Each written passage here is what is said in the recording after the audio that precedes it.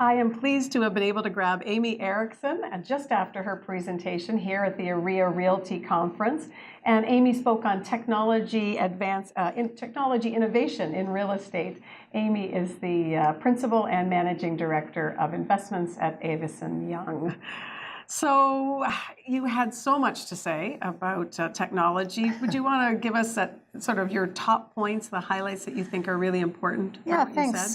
This is my third year speaking at this event, and there's so much interest in technology and excitement around it.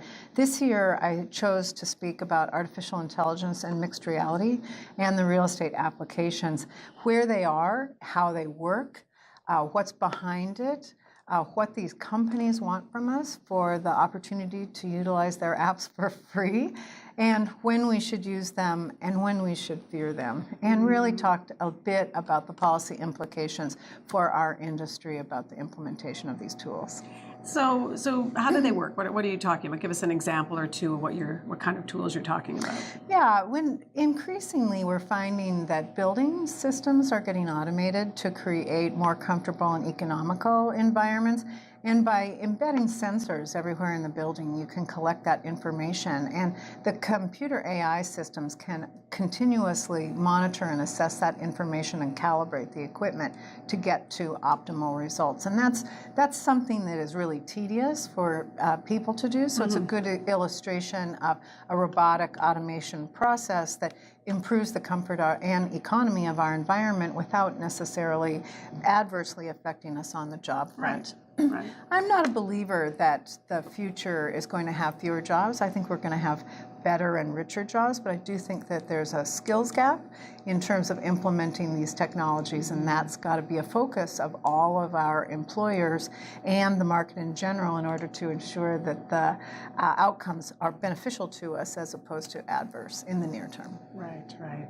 And so what kind of technologies do you think people really should adopt that we should look at that would be beneficial to us? Well, 2 years ago we talked a bit about drones and how to add drones to get aerial footage that's helpful in terms of your assessments and your real estate brokerage listings and so on.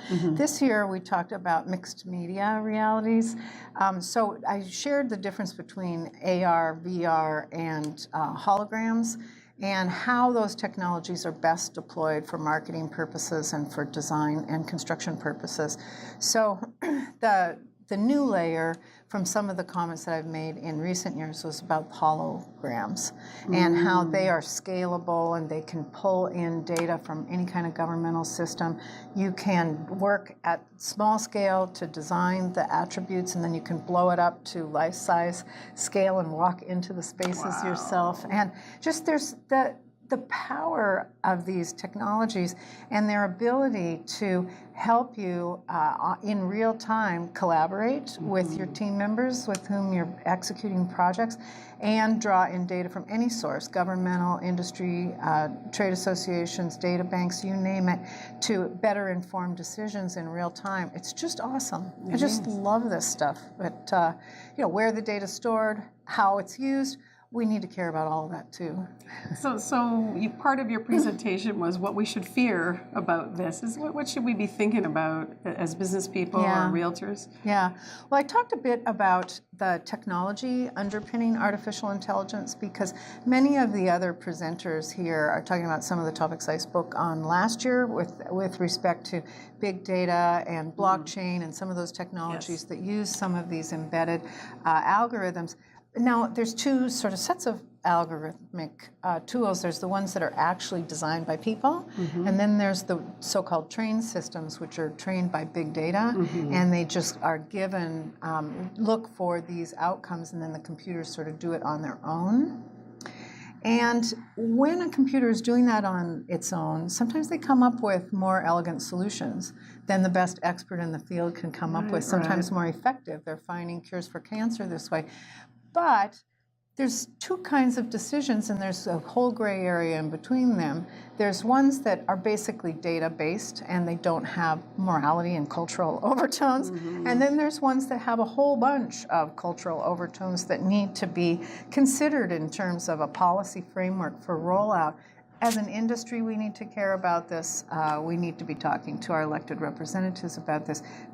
We're at that junction now where we need to make the choice, and we need to make our own conclusions about where we want to draw that line between the things we want the computers to be able to do completely automated on their own, and those areas where we want them to advise us about what it thinks is the best solution, but we want people to be actually making that decision. And further to that point, I think that a lot of these technologies have the potential to become the first interface with our customers, like chatbots and websites and so on, and that interface is going to formulate the first impression that we used to get to do with a handshake and a little small talk. So thinking about matching the right technology to the encounter in order to ensure that that's a positive experience is a really important part of what we need to be thinking about today. Right. It's more than just the ability to do it. It's the how. It's the,